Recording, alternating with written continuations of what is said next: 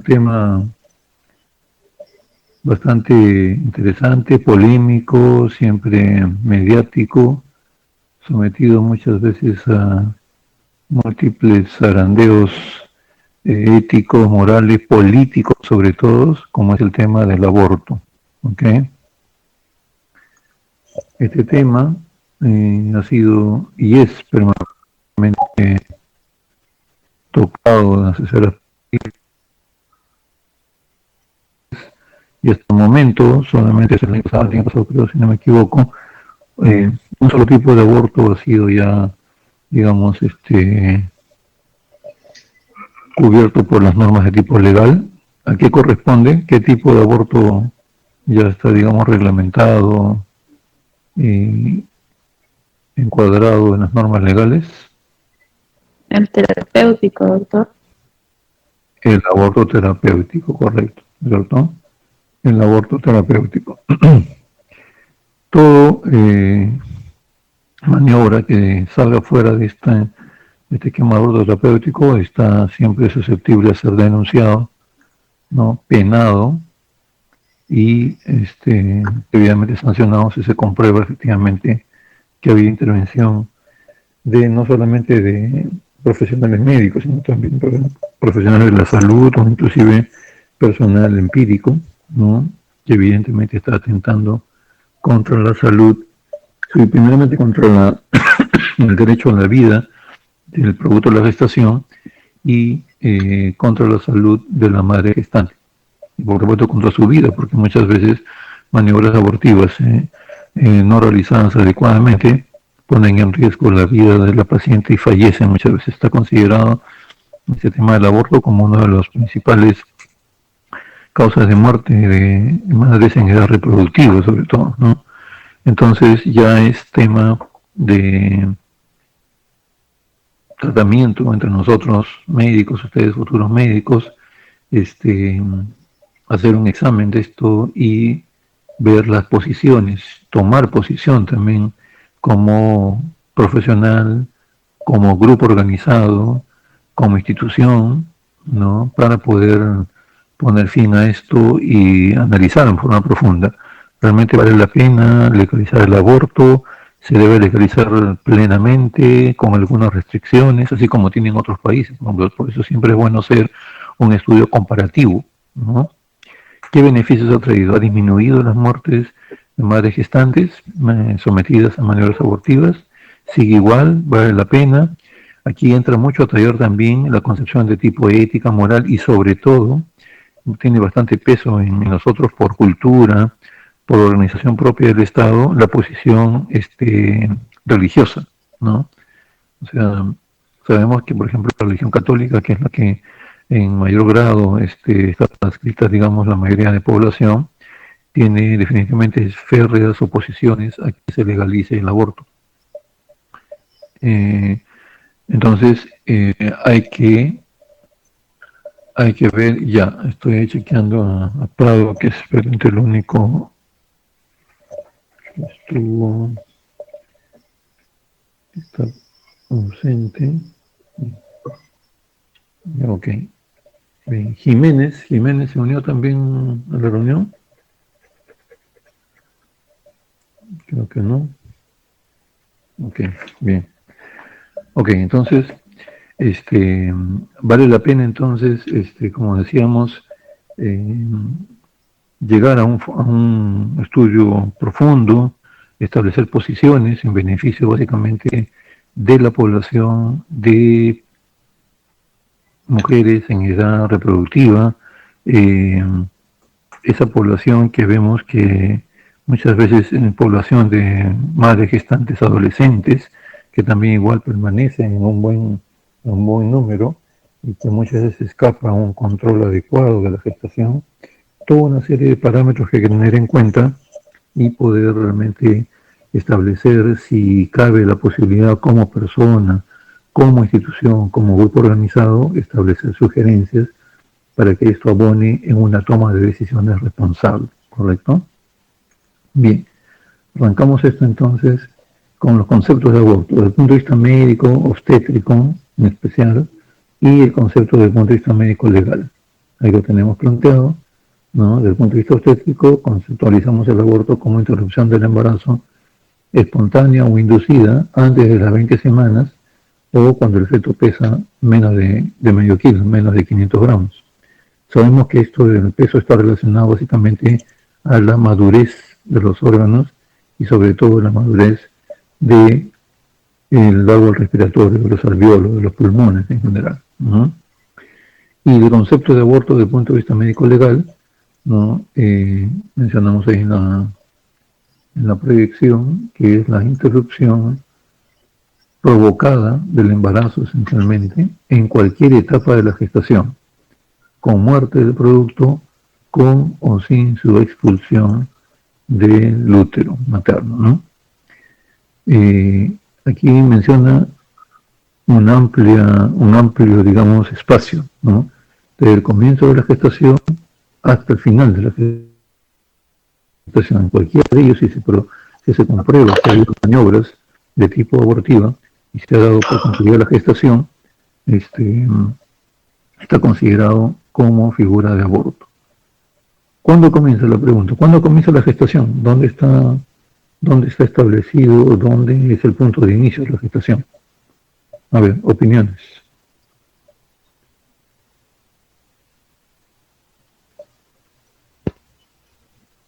¿En qué momento comienza la gestación? Desde la fecundación y la implantación, de repente, en el séptimo día después de la fecundación. Ya, a ver, otra opinión.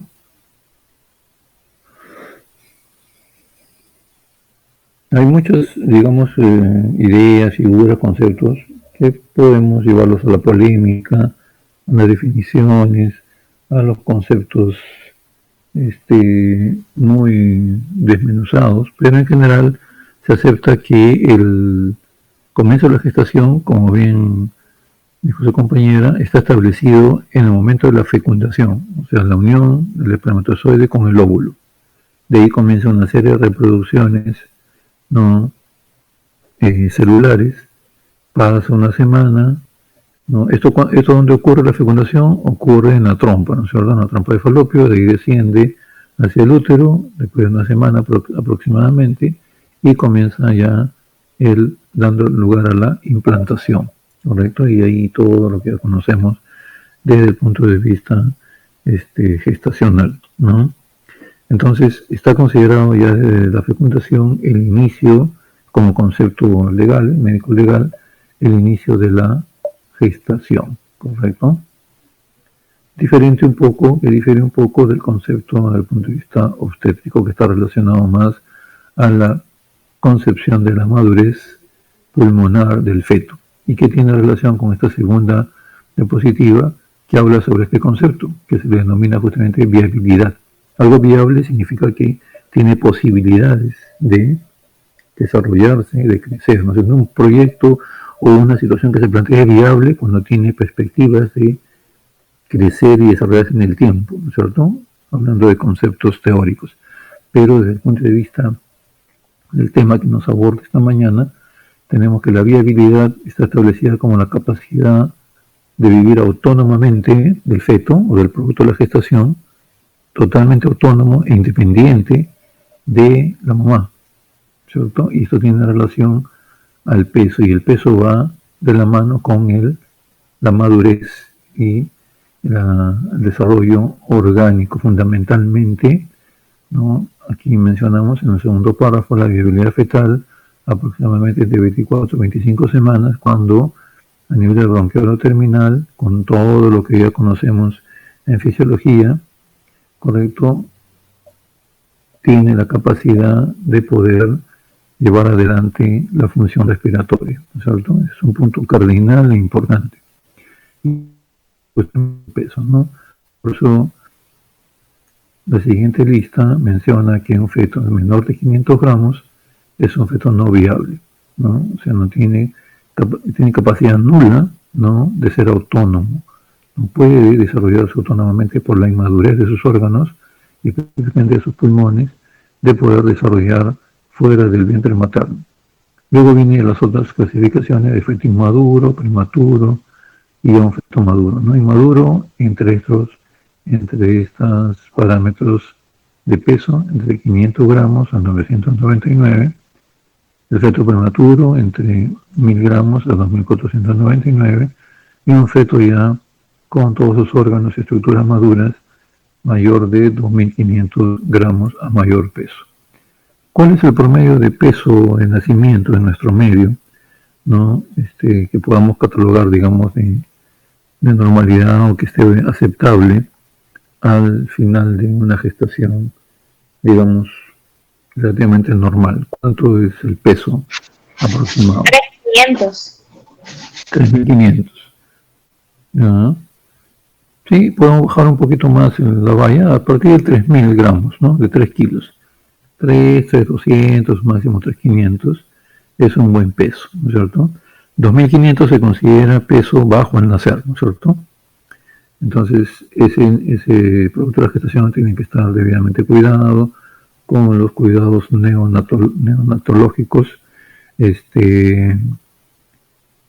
adecuadamente brindados para que pueda ganar un poco más de peso, pueda completar su maduración orgánica y seguir adelante ya desarrollándose en forma autónoma, ¿correcto?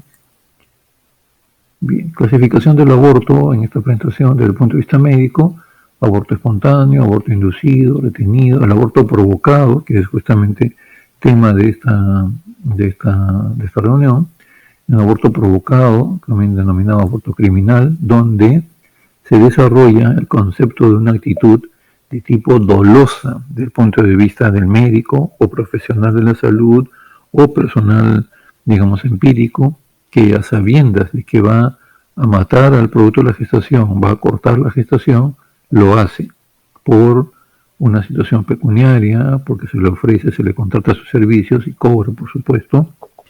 Entonces, este es un concepto interesante, ¿no? La actitud que mencionábamos, creo, en reuniones anteriores, una actitud dolosa, o sea, hay intencionalidad, hay pleno conocimiento que estoy acabando con la vida de un futuro ser, ¿no? Con la vida de una futura persona.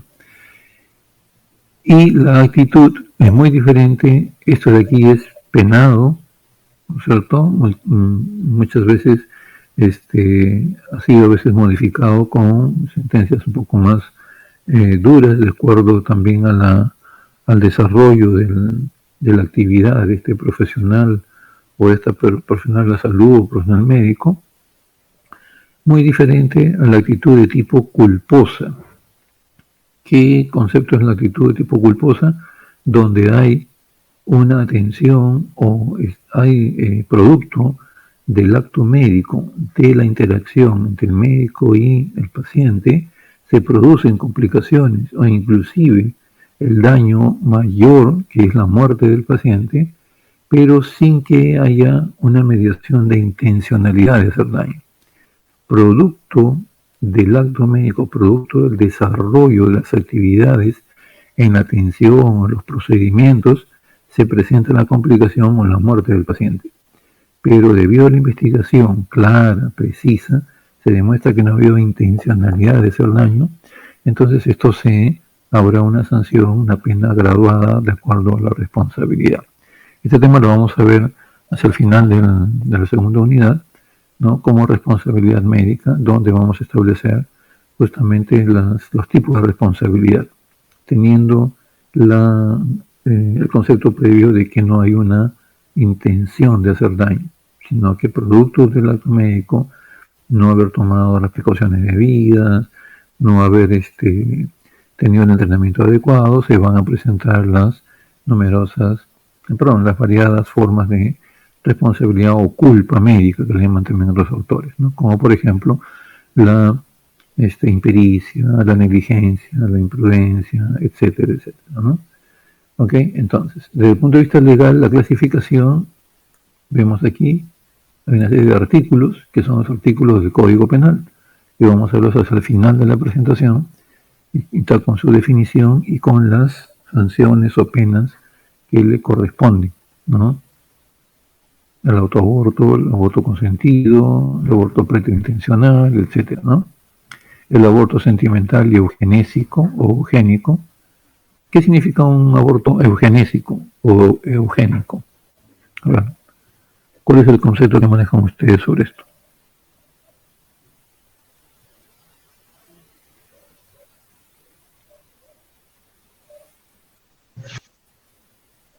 Que es para evitar el daño o el sufrimiento, por ejemplo, en el caso de anencefalia. Ya, claro, o sea, exactamente, ¿no? O sea, es el aborto que se practica cuando el producto de la gestación presenta malformaciones que son incompatibles con la vida, ¿no es cierto? Porque no está probado que haya una sobrevida más allá de minutos o en algunos casos de horas de un anencefálico, ¿no?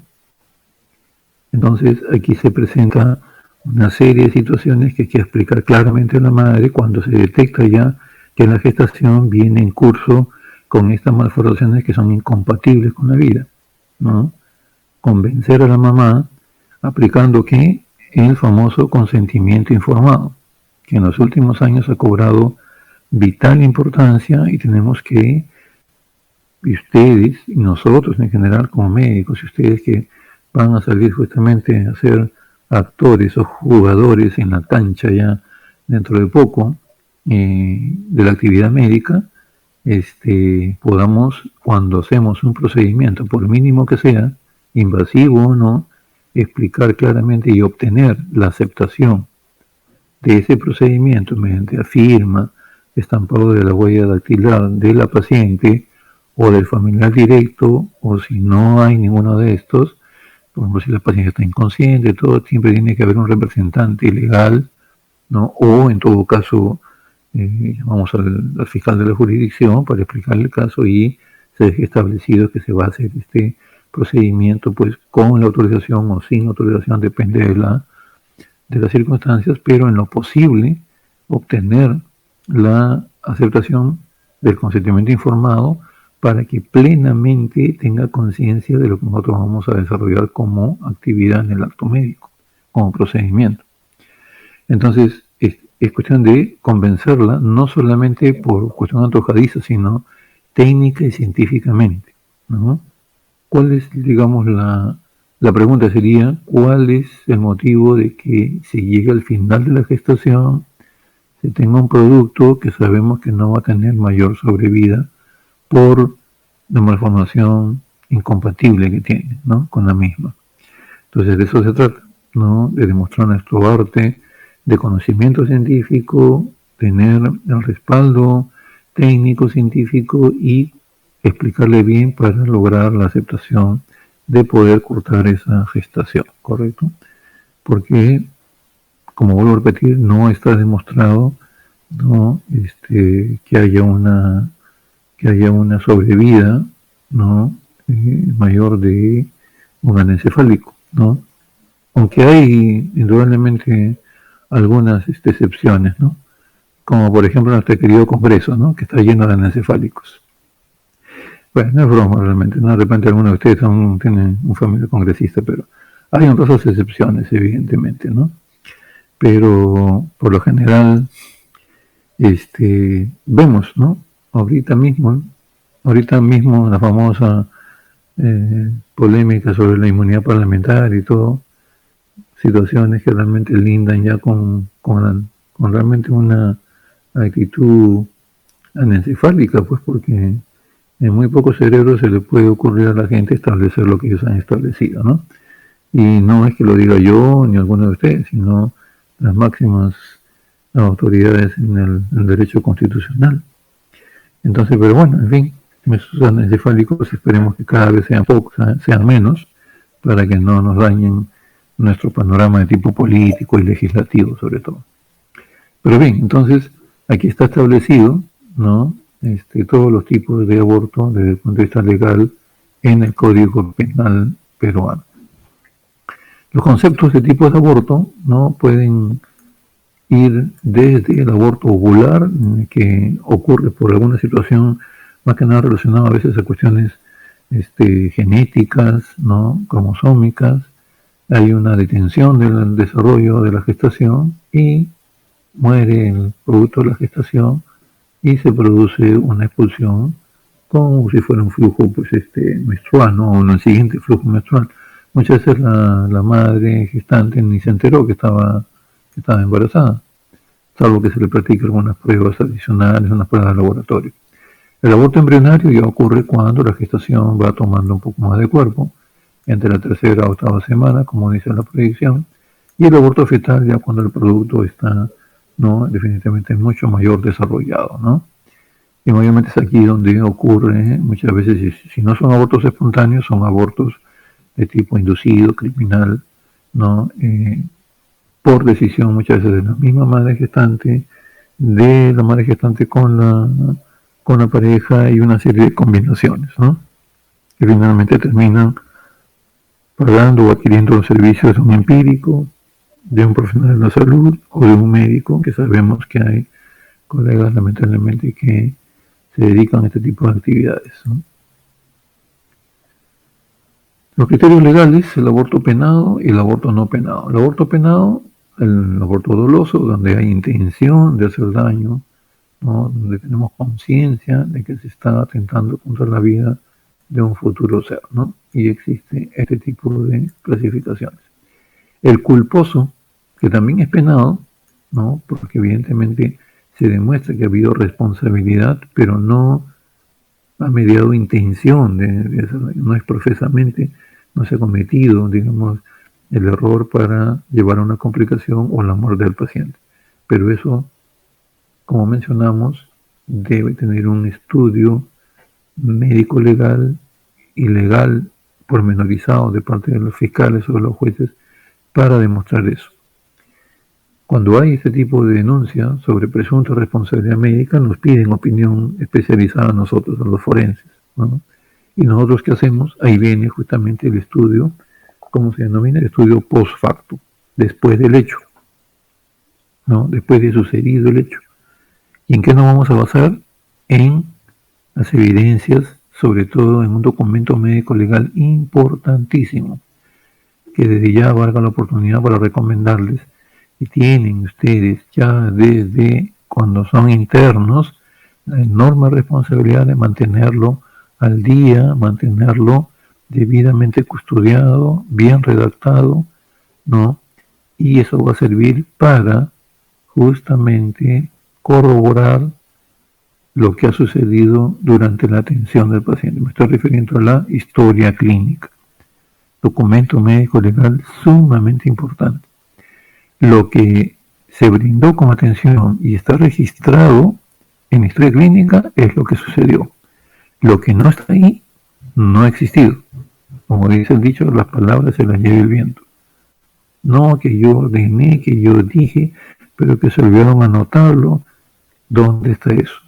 Tiene que ser evidencias. Medicina basada en evidencias. La evidencia está en historia clínica. Paciente atendido, paciente evolucionado. Paciente atendido, paciente con terapéutica, paciente con plan de trabajo de ese día. ¿Correcto? O al final de la jornada laboral tiene que estar la responsabilidad brindada por ustedes como internos, como residentes, como asistentes, plasmado en la historia clínica. Ya con el pasar de los años se está atendiendo de que cada vez en mayor cantidad de hospitales ya se está, digamos, digitalizando la historia clínica, y eso es algo muy importante, porque como se tenía físicamente, como ustedes saben, era un desastre, son un desastre esas historias clínicas, que se les caen los papeles, se pierden, ¿no? La terapéutica está adelante, la evolución hacia la parte de atrás, todo un sancochado, ¿no? En cambio, ya con la digitalización cambia mucho el panorama. También error constante que se arrastraba era nuestra fama, todavía bastante sostenida, de la famosa letra de médico, que ni el mismo médico que le escribe se entiende la letra, se entiende su propia letra. Eso ya se pone en cero cuando ocurre la digitalización de la historia clínica, ¿no es cierto? Eso ya es totalmente un avance. Cuando nosotros nos mandan cerros de papeles, ¿no? Encima nos mandan fotocopias de pésima calidad, no se leen absolutamente nada, son totalmente ilegibles, y si le agregamos la letra pésima del médico, peor. ¿Qué tenemos que recomendar o solicitar expresamente al fiscal que nos envía por opinión médico-legal de esa historia que haga una transcripción de la historia? Por supuesto, esto va a retrasar, va a llevar mayor tiempo, etcétera, etcétera. ¿Qué significa la transcripción? Que el fiscal se dirige al director de la posta, del hospital, qué sé yo, del policlínico, diciendo: sírvase convocar al médico que ha hecho esta evaluación o este procedimiento y que dicte a un transcriptor lo que menciona ahí o lo que ha anotado. Entonces pues traen a la doctorita o el doctorcito, ¿no? Lo traen muchas veces del pescuezo, su botón lo sientan delante del digitador y él dicta ahí. Y ahí vas a dar cuenta que en él mismo se entiende lo que ha escrito. Entonces, porque nosotros no podemos hacer un montón de suposiciones de lo que dice ahí, pero eso también nos puede inducir a error. Entonces es preferible pedir la transcripción literal, así se pide, del documento ilegible que tenemos ante la vista, tal páginas o tales páginas. Entonces, para evitar todo ese tipo de malestares, mejor, si todavía tenemos historia que se va a desarrollar a manuscrito, estamos a tiempo de corregir nuestra letra, ¿correcto? Y por supuesto, si tenemos ya digitalizado, no esperar pues después de una semana para hacer la evolución y escribirlo. Pueden transcurrir muchas cosas, se muere el paciente, no es que me ha faltado como 5 días o una semana de días de evolución y ya no puedo hacer nada porque la historia ahí se cierra, ¿ok? Queda ahí lacrada, cerrada, y ya no puedo ni agregar nada ni quitar nada, tanto en lo físico como en lo digital. Y eso va a tener un enorme vacío de días de evolución. Pero bien, no nos desviemos. Entonces, esto es una situación muy importante en todo tipo de acto médico. Todo tipo de acto médico, independiente de nuestra especialidad, va a crearnos siempre la posibilidad de tener un efecto o una consecuencia legal.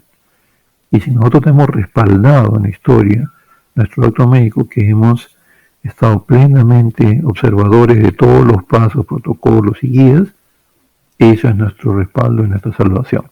¿Correcto? Bien.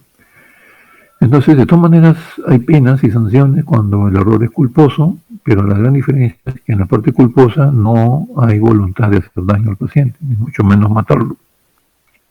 ¿Correcto? Y bueno, el aborto no penado, que ya dijimos, es el aborto terapéutico, el aborto no contemplado, que es el aborto espontáneo, ¿no? Que también igual tenemos que llenar una serie de requisitos, acreditar requisitos de que alguna patología, alguna enfermedad produjo o estuvo en relación a ese aborto. El aborto tipo accidental, que tenemos que también acreditarlo, y el aborto eugenésico o eugénico, que lo hemos mencionado ahorita, ¿no? Que también de igual manera aplicar y dejar plenamente establecido en la historia que se le ha llegado, digamos, a explicarle de que se debe detener la gestación, cortar la gestación por la propia naturaleza de la gestación eugenésica. Aborto como delito, no tenemos que comprobar que está aniquilado el producto, que está muerto, ya sea dentro del útero de la madre, ¿no? Sin haber sido expulsado, o si ha ocurrido la expulsión. Y hacer una diferencia entre aborto e infanticidio. Si nace el niño, respira, si es algunos segundos o minutos, ya nació. Entonces ya no es considerado como aborto lo que puede ocurrir ahí, sino ya como un infanticidio, ¿no? En cambio, el aborto es cuando definitivamente ocurre dentro del útero la muerte, ya sea por maniobras abortivas, por situaciones relacionadas a el acto médico con esa madre gestante. Elementos del delito de aborto, ¿no? ¿Qué elementos debemos tener en cuenta para sospechar ya o evidenciar que se ha realizado un aborto de tipo criminal o que ha habido maniobras abortivas? Primero, a comprobar que efectivamente la madre está gestando. La intención, ¿no? La intencionalidad que hay en producir la muerte o el producto de la gestación. El empleo de medios abortivos, ¿correcto? O sea, utilización de medicamentos, utilización... Un segundito, por favor.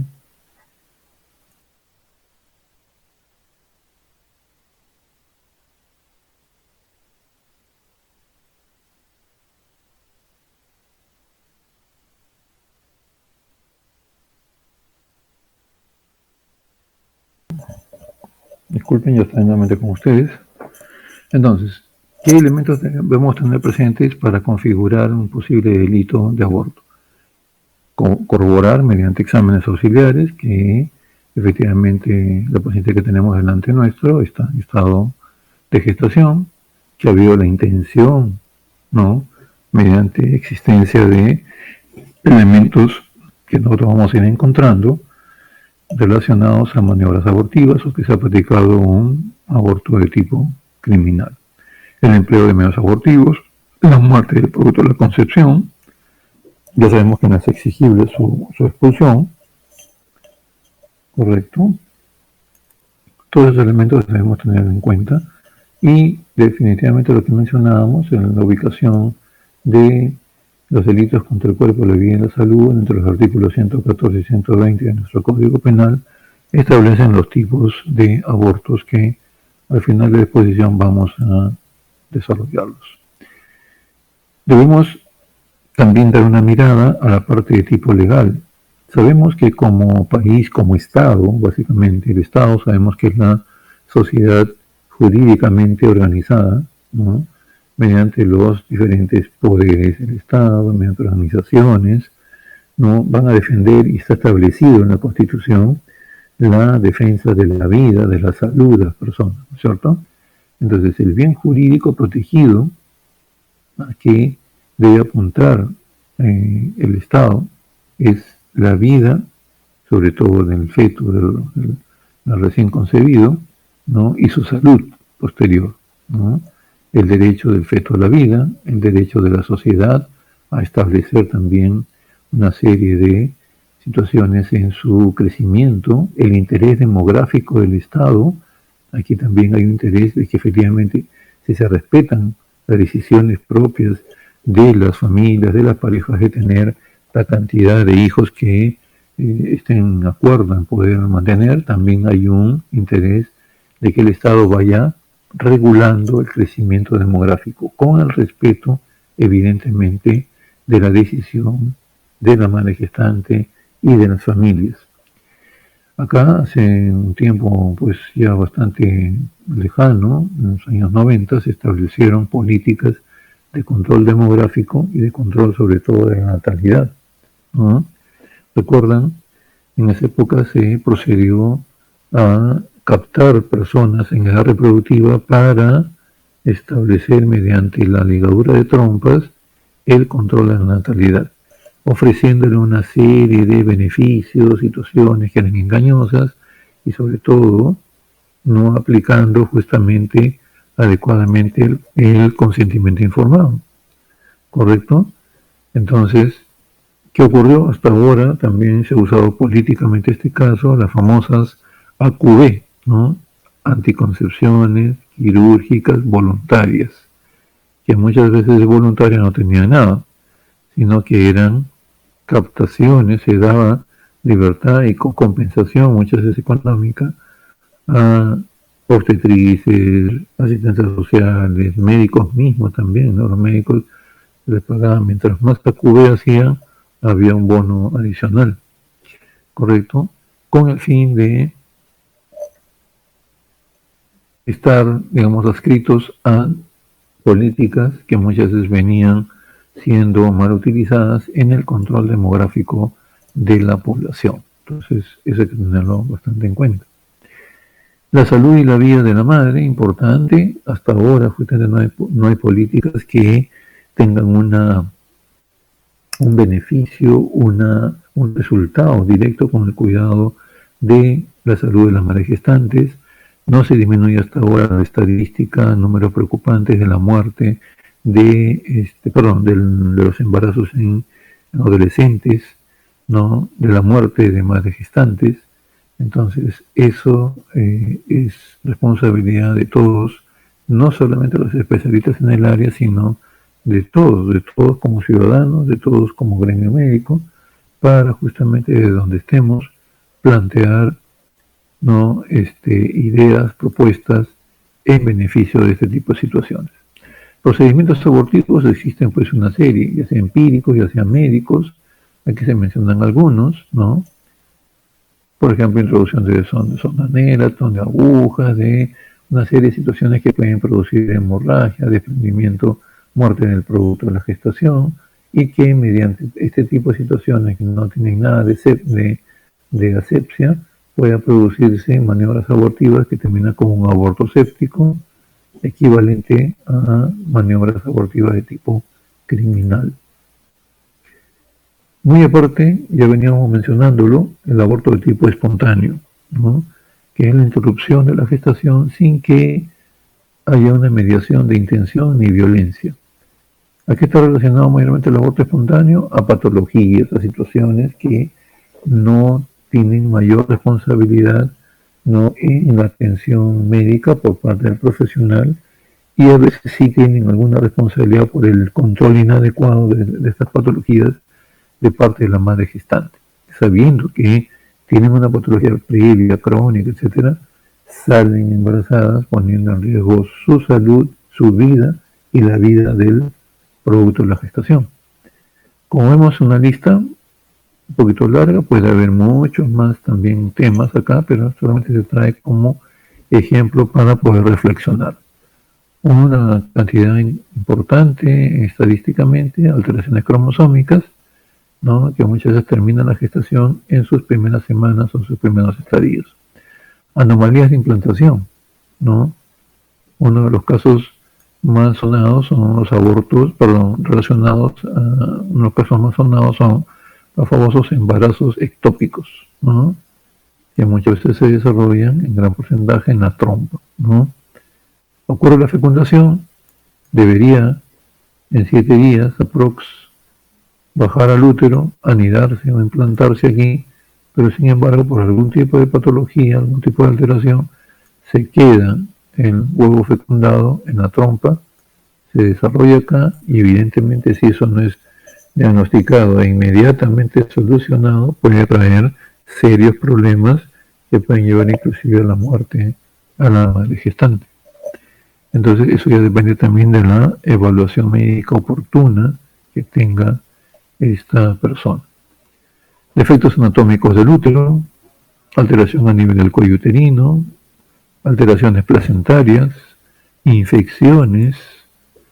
Lamentablemente es parte justamente de la política de intervención en el control de la natalidad, en el control de la gestación, perdón. El que una vez que la mujer salga gestando tenga un debido control, un adecuado control desde el comienzo de la gestación.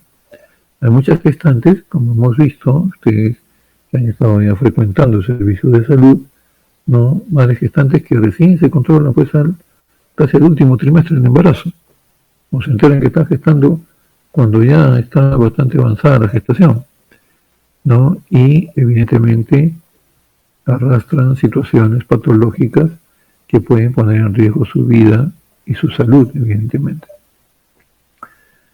Procesos infecciosos, infecciones urinarias, infecciones pélvicas de diferente índole, enfermedades de transmisión sexual que no son bien controladas, etcétera, etcétera, ¿no?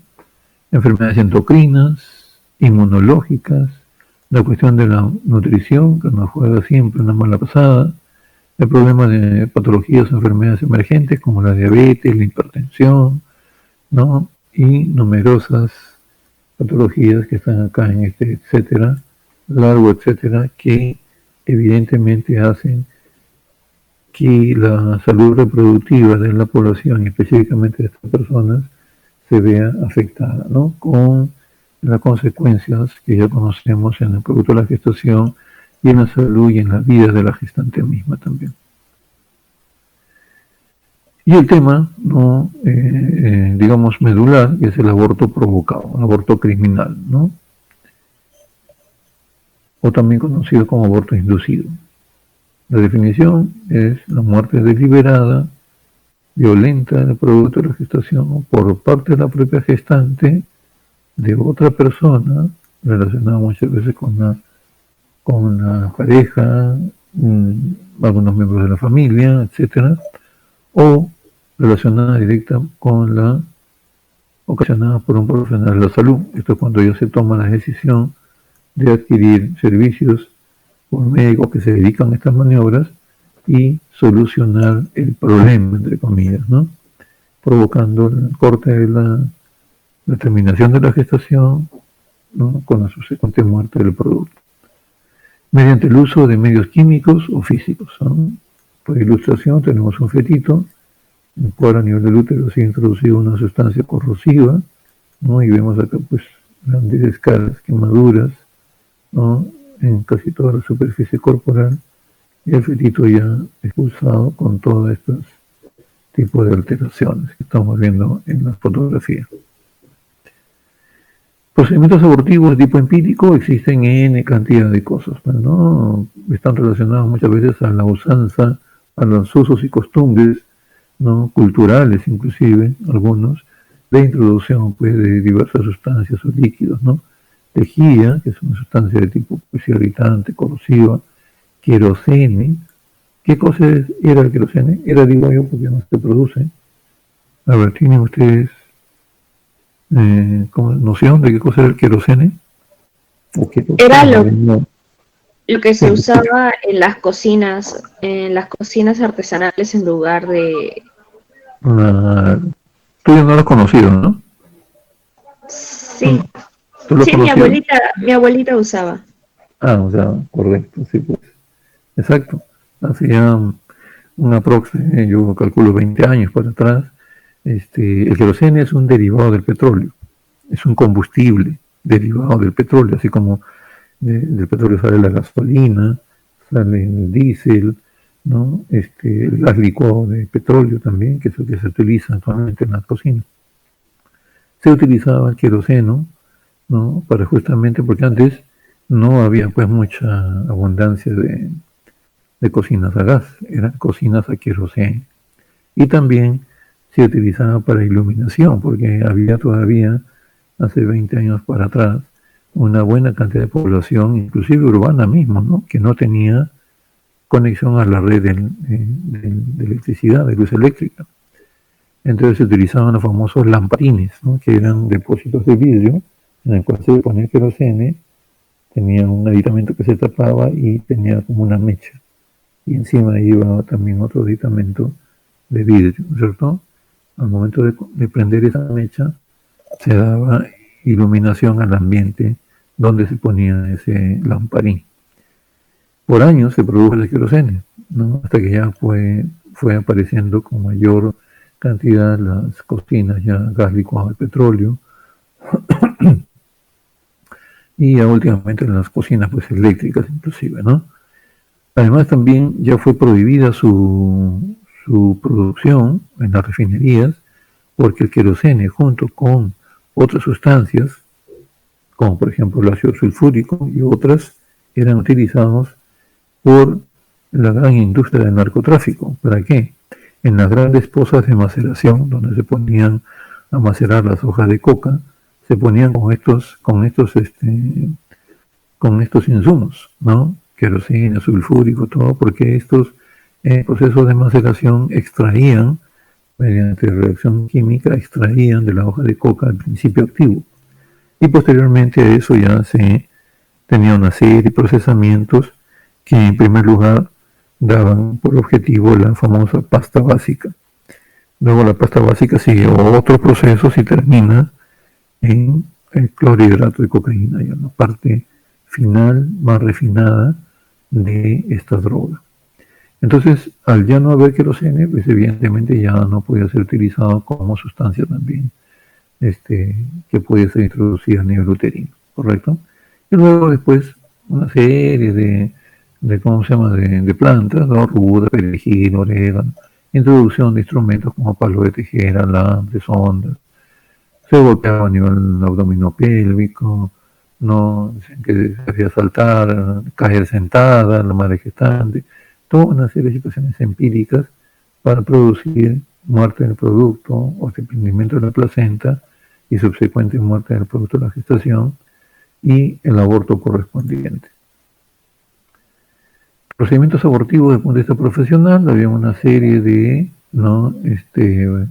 utilización de sustancias químicas o citósticos, por ejemplo, maniobras ya físicas, mecánicas, que era una vez que se introducía algunas sustancias que provocaban la muerte del producto de la gestación y todavía se estaba en el primer trimestre recién desarrollándose, se procedía a aspirarlo, ¿no?, para sacarlo de la cavidad uterina.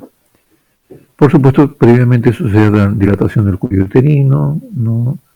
Si el procedimiento relacionado con un eco, se hacía el famoso curetaje, que vendría a ser el legrado uterino, ¿correcto? Y una serie de procedimientos tendientes a la terminación de la gestación provocada, un acto provocado, ¿no? Fármacos utilizados, la famosa oxitocina, y últimamente, que todavía está en boga, las famosas prostaglandinas, el famoso misoprostol, Citotec, que es una marca del laboratorio, ¿no? Estas son tabletas que pueden ser ingeridas por vía oral, colocadas a nivel intravaginal, para producir lo que conocemos, ¿no?, tendiente a lograr el aborto, el fin de la gestación. Correcto, hay una serie de sustancias que también eran utilizadas con el fin. Instrumentos ginecológicos que los conocemos también, ¿no? Dilatadores, acá tenemos espéculos vaginales, las famosas legras, ¿no?, que se utilizaban una vez que se extraía ya el producto de la gestación y se procedía a legrado uterino, ¿no?, para desprender todas las membranas y poder, digamos, garantizar que no haya complicaciones. Acá tenemos una ilustración de un fetito todavía de pocas semanas, ¿no?, extraído en forma fragmentada, ¿no?, y que se ha sido encontrado justamente en los lugares en el lugar donde se frecuentaban muchas madres gestantes y se realizaban este tipo de maniobras abortivas de tipo criminal. ¿Qué complicaciones presentaba la madre? Las complicaciones lógicas que comprendemos como médicos, ¿no?, teniendo presente que, como decíamos hace unos momentos, es una de las principales causas, las maniobras abortivas, principales causas de muerte en mujeres en edad reproductiva. Se produce muchas veces, si no es realizado adecuadamente, pues hemorragias. Hay muchos casos que terminan, sobre todo si la gente no tiene experiencia, o son gente empírica, o profesionales de la salud que no tienen mayor experiencia, ni conocimiento anatómico o fisiológico, terminan en abortos incompletos, con retención de membranas, o restos placentarios, y esto puede dar lugar a procesos infecciosos por contaminación durante la maniobra abortiva o la permanencia de restos en el útero, ¿no?, el cual da como consecuencia esta secuencia fisiopatológica de sinusitis, endometritis, peritonitis, septicemia y finalmente muerte de la madre gestante. Aparte de ello, para justamente proceder a extraer el producto de la gestación, dependiendo el estadio de la gestación, puede acarrear mayor o menor traumas de genitales internos, la laceración del cuello uterino, puede producirse perforación uterina, producto de ello se queda con una perforación en horas o días siguientes, empeora el cuadro y termina falleciendo, correcto, por una serie de consecuencias. Al perforar el útero muchas veces también había compromiso de la vejiga o también de masa intestinal. Otros procedimientos terminaban con un shock vagal. Antes que se inicie cualquier maniobra ya de mayor envergadura, se producía paro cardíaco irreversible, no se podía sacar de ese estado y fallecía la persona, ¿no?, la madre gestante, perdón.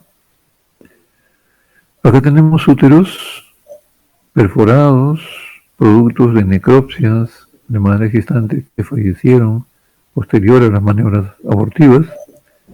Miren este útero con un cuello uterino sumamente dilatado, ya siendo, digamos, punto de partida de infecciones. Acá tenemos al centro un útero bastante crecido, útero estado gravídico y con una perforación bastante grande en el cuerpo uterino.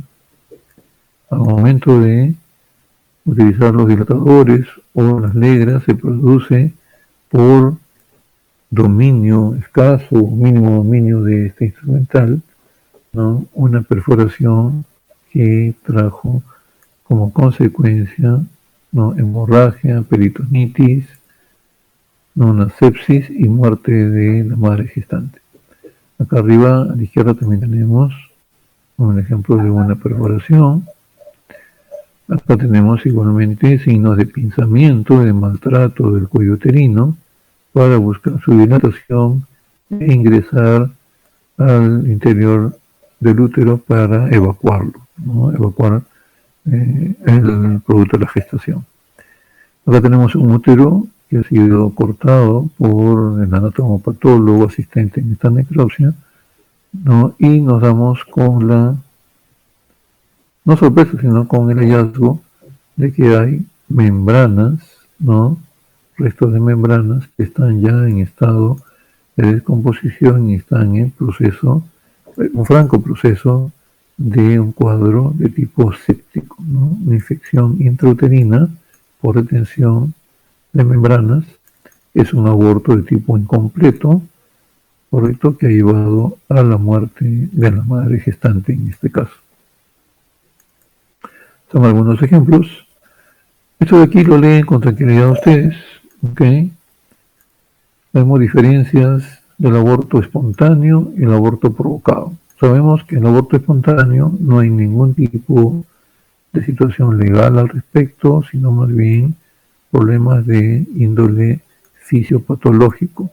El aborto provocado sí existen indicios y es deber nuestro de justamente encontrarlos y ir registrándolos para comprobar, evidenciar que se ha procedido a este tipo de maniobras y que el que ha provocado esto, correcto, ya sea con la mamá que sobreviva o si fallece con mayor razón, no reciba la sanción y la pena correspondiente, ¿ok? Entonces son claras las diferencias. El aborto espontáneo tiene prodromos, usualmente, ¿no?, por corte espontáneo de la gestación. Aquí no existen prodromos, no hay mayor alteración, sino simplemente la decisión de cortar la gestación, ¿no? Aquí existe pues dolor lumbar, hipogástrico, muchas veces va acompañado de polaquiuria, disuria, ¿ok? Acá no existe mayor presencia de síntomas en ese sentido. Entonces ustedes lo leen, lo comparan y se van sacando ya conclusiones de esta comparación. Cuando existen entonces evidencias, ¿no?, es lo que decíamos en criminalística, hay una noticia criminal. ¿Qué es una noticia criminal? Que en tal clínica o pseudoclínica o en tal consultorio, producto de la denuncia de una madre gestante, ¿no?, o de un familiar cuyo familiar ha salido, pues, digamos, con complicaciones después del procedimiento, denuncian a ese lugar y se establece la acción ya penal investigatoria del fiscal con la policía. Es convocado o se nos convoca para justamente respaldar la investigación a nosotros los médicos legistas, médicos forenses, ¿correcto? Entonces el objeto es hacer una pericia, un examen, todo un acopio de elementos médicos legales para establecer la figura de aborto criminal. Primero tenemos que estar, si encontramos a las madres gestantes, ¿no?, estar seguros, hacer un diagnóstico de embarazo y comprobar que habido expulsión o todavía está retenida producto de la gestación a nivel intrauterino. Diagnóstico del aborto provocado y los medios que se han usado. Diagnóstico de la edad del producto para establecer justamente mayores precisiones. Y hay que recoger indicios de valor judicial que vinculen a los acusados con el hecho presuntamente delictuoso. ¿De dónde se recoge esto? De la escena, ¿correcto? Decíamos, ¿no? En noticia criminal tiene que ser comprobado esto, ¿por qué? Por la policía. La policía inmediatamente, ¿qué es lo que tiene que hacer? Preservar la escena. Nadie entra ni nadie sale, nada es retirado ni nada puede agregarse a la escena. Esto paralelamente se avisa al fiscal, ¿no? El fiscal convoca a los peritos de la policía, a los peritos médicos forenses o médicos legistas, y luego, ¿qué pasa? Se llega a la escena. Hay un planeamiento, que es lo que se va a hacer de acuerdo a las funciones de cada uno de los intervinientes, y se procede entonces a examinar la escena, buscar restos desde el punto de vista médico-legal, buscar restos placentarios, restos de los fetos, en meconio también, recogerlo en los empaques correspondientes para enviar al estudio de los laboratorios del Instituto de Medicina Legal, estudios biológicos, sea por ejemplo manchas de sangre, también recogerlas para hacer las pericias correspondientes, no solamente médicas, sino también de las áreas, de las profesiones que son importantes, ¿no es cierto? A ver, examen de la presunta madre, si encontramos a la mamá, establecer el diagnóstico de gestación, revisión ginecológica para ver si de repente está en curso el aborto o son maniobras recientes, tiene que haber sangrado probablemente a nivel de genitales, ¿correcto? Si tenemos el producto de la gestación fuera del útero, hacer un examen del mismo y además establecer pues fotografías, filmaciones y todo esto debidamente detallado en el acta fiscal. Restos de placentas existen también, recogerlos, manchas de líquido amniótico, de meconio, unto sebáceo, lo que referíamos sangre, instrumentos ginecológicos, ¿no? Tomar las fotografías, hacer un inventario, ¿correcto? Eso, digamos, ya no es tanto por estar en nosotros, sino probablemente de la investigación ya policial, pero de todas maneras tiene que chequearse esto en el acta fiscal. Los fármacos relacionados, ¿no? Mesa ginecológica, fragmentos de tejidos fetales, ovulares, etcétera, ¿no? Si hay fármacos, tenemos que recabarlos nosotros, si no la policía, ¿para qué? Para estudio toxicológico, ¿cierto? Determinar qué sustancias son, si corresponde al nombre que dice en el frasco, en la ampolla, corroborar esto, ¿correcto? Si hay restos de placenta, ¿no? Esto lo leen ustedes con detenimiento, ¿correcto? Nos puede dar, digamos, de acuerdo a lo que macroscópicamente estamos apreciando, nos puede dar más o menos la relación de que, la relación entre la placenta y la edad gestacional, de acuerdo a las características presentadas por los restos de placenta que estamos encontrando en la escena, ¿correcto? Mancha de líquido amniótico, recogerlas, meconio también, como decíamos, sebáceo, deben ser sometidos a estudio microscópico y estudio inmunológico, ¿correcto? Detalladamente, técnicamente y observar una cadena de custodia adecuada para que determinado laboratorio haga su pericia y eso reforzar la opinión que vamos a emitir con dirección hacia el fiscal que está abriendo la investigación o la instrucción, ¿correcto? Entonces todo tiene que estar debidamente refrendado, técnicamente estudiado a nivel de los diferentes laboratorios. Si hay fragmentos, por ejemplo, de tejidos fetales, como vemos aquí, ¿no? Fetito que ha sido extraído por fragmentos, feto completo que ha fallecido producto de la introducción en el útero de la sustancia corrosiva, todas las posibilidades que podamos encontrar de acuerdo a la investigación. Si la madre fallece, como es el caso que vemos aquí en la ilustración correspondiente, acá tenemos la presencia de una madre gestante fallecida en la mesa de necropsia. Al ser maniobras de tipo abortiva, ¿no?, criminal, entonces es un caso que definitivamente se va a denunciar y se recomienda definitivamente, por ser una muerte violenta, la necropsia de ley. ¿Cuál es el objetivo? Establecer diagnóstico de gestación y que había una evacuación reciente del producto de la gestación del útero, ¿no?, desde el útero. Debemos aplicar lo que sabemos en la especialidad, los signos de embarazo, que pueden ser de tipo reciente, signos de presunción, de probabilidad y de certeza, ¿cierto? La certeza ya son las pruebas inmunológicas, las pruebas hormonales, ¿correcto?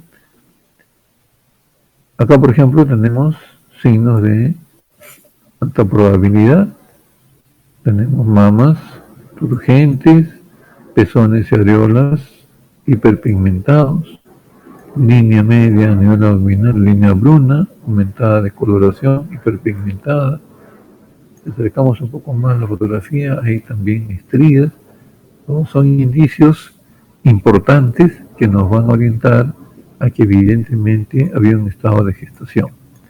Luego, evidentemente, genitales externos, ¿no?, con signos de hemorragia, genitales internos que tenemos que también procesarlos adecuadamente y detectar la presencia del cuerpo amarillo de la gestación a nivel de los ovarios. Hay que examinar el útero, que tiene que mayormente enviarse el estudio histopatológico en forma completa, ¿no?, para detectar, ¿no?, que evidentemente ha sido sometido o ha tenido una gestación reciente y ha sido sometido a una extracción del producto de la gestación. Determinar la actividad de la glándula mamaria, ¿no? Cuando se hace digitopresión, muchas veces aquí aflora calostro, ¿no?, y evidenciar mediante el estudio del útero, debidamente registradas las fotografías o videos, ¿no?, cuello dilatado, sanguinolento, si hay desgarros, si hay perforaciones, todo eso tiene que ser evidenciado desde el punto de vista de la necropsia y el estudio del anatomopatólogo, para que todo esto siga sumando evidencias, siga sumando elementos importantes que configuren el delito de aborto provocado. El examen del producto, ¿no?, podemos aplicar diversas reglas. Acá tenemos una de ellas en cuanto a la consideración de la edad gestacional. Podemos ver algunos signos y, por ejemplo, el producto de la gestación ya tiene más de un día o 2 días o varios días dentro del útero, ¿no?, y después de ello se procede a la evacuación, podemos detectar pues que tiene signos de maceración, ¿no?, arrugamiento de las palmas, de las plantas, puede presentarse exfasilaciones dérmicas, ¿correcto? Definitivamente el producto de la gestación, si lo encontramos de esta manera todavía íntegro, podemos también hacer un estudio radiológico para descartar traumatismos, todo lo que pueda estar orientado a descubrir evidencias de tipo incriminatoria en la investigación. Aquí vemos más ejemplos, está documentada la extracción de fetitos que tienen pocas semanas de edad gestacional y que han sido extraídos en forma fragmentada, ¿correcto? Un feto de 7 semanas, otro de 8, feto abortado de 9 semanas, ¿correcto? Se están viendo las manitos, los pies y diferentes partes del cuerpo extraídos como fragmentos. De igual manera, un poco más de ejemplos, ya fetitos un poco más grandes, más desarrollados, 10 semanas, tenemos feto abortado de 22 semanas, Y llegamos a esta parte que mencionábamos al inicio de la sesión, en la definición de los tipos de aborto que están considerados en el Código Penal peruano, ¿no? El artículo 116, el aborto no consentido, tiene su definición y las sanciones a las que es acreedor el que se comprueba que ha provocado este tipo de aborto. El que hace abortar a una mujer sin su consentimiento será reprimido con pena privativa de la libertad. Esta abreviatura, no son adecuadas las abreviaturas, ¿no? Esto justamente sirve para ilustrar eso, porque pueden llevarnos, de acuerdo a lo que nosotros estamos examinando, a múltiples, digamos, conclusiones, ¿no?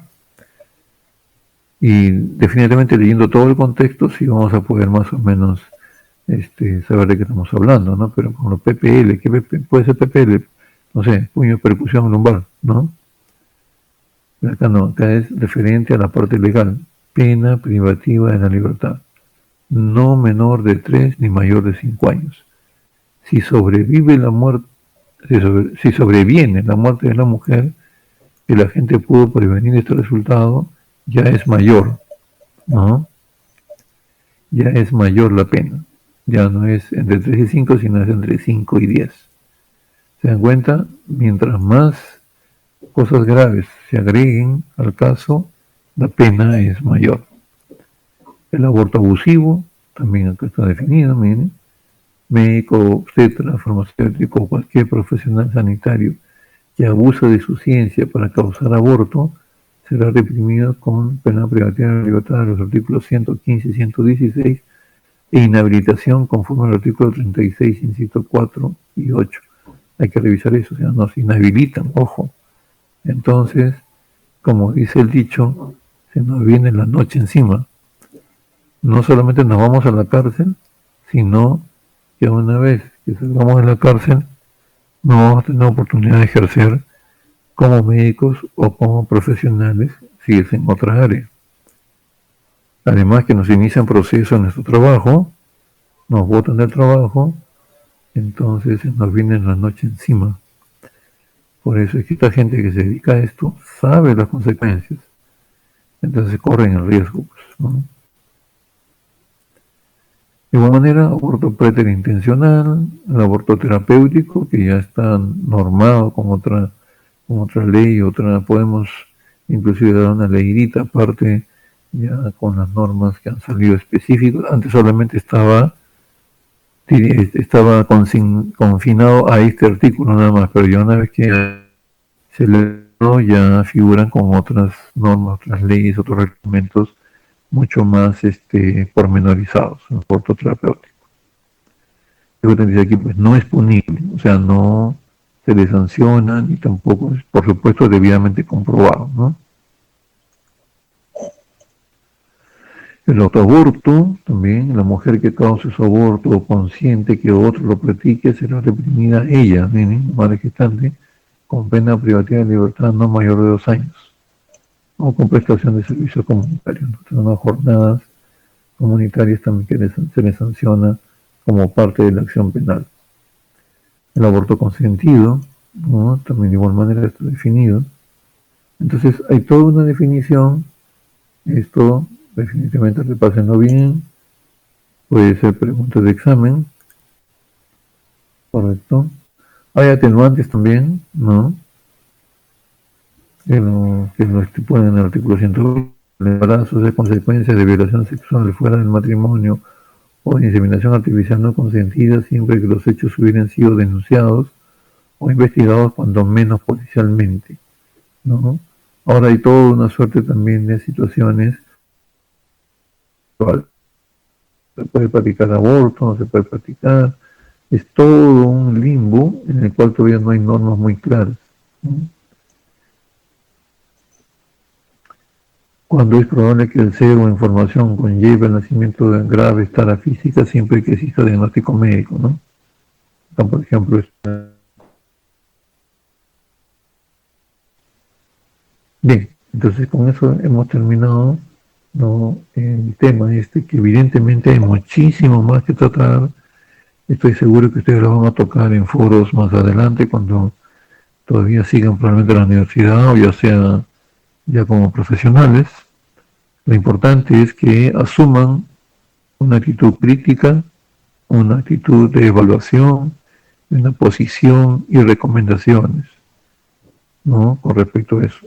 Asuman una posición y tengan una opinión propia o colegiada si están en una institución para poder brindar, digamos, algún tipo de aporte en solucionar toda esta problemática alrededor del aborto.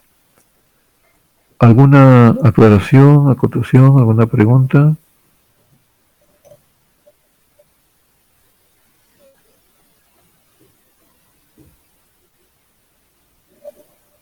Todo está claro entonces. Estos son conceptos, evidentemente, que ustedes ya lo saben, los han revisado, ¿no? Y que evidentemente serviría un poco para dar el enfoque médico forense, médico legal y poder un poco reflexionar al respecto. A ver, todos los abortos pasan a ser, los abortos, no todos, o sea, los abortos, vuelvo a indicar, que son motivo de denuncia penal, ¿no? En los cuales haya indicios que sean abortos provocados, en los que hayan habido maniobras abortivas, ¿no? En las cuales está relacionado probablemente un médico o profesionales o persona empírica, ¿no? Entonces hay una sospecha de eso. Cuando es un aborto espontáneo, que está debidamente demostrado con diagnóstico médico, eso no tiene por qué pasar, sobre todo anatomía patológica desde el punto de vista legal, ¿eh? Porque si es un aborto espontáneo, es lo más probable que sí lo estudie anatomía patológica a nivel intrahospitalario, sobre todo, ¿no? Además que tiene que haber evidentemente un estudio más pormenorizado de la madre gestante, ¿no? Sobre todo, por ejemplo, esas gestantes que tienen abortos repetidos, ¿no? Hay que hacer estudios inclusive genéticos, inmunológicos, etcétera, ¿no? Pero si no hay ninguna denuncia desde el punto de vista penal, ¿no? Eso se queda a nivel meramente médico, hospitalario, y no pasa a ser investigado ni por la policía ni por la fiscalía, ¿no? Cuando hay una situación de tipo presuntamente delictuosa, ahí sí tienen que hacerse todos los estudios que ya hemos mencionado.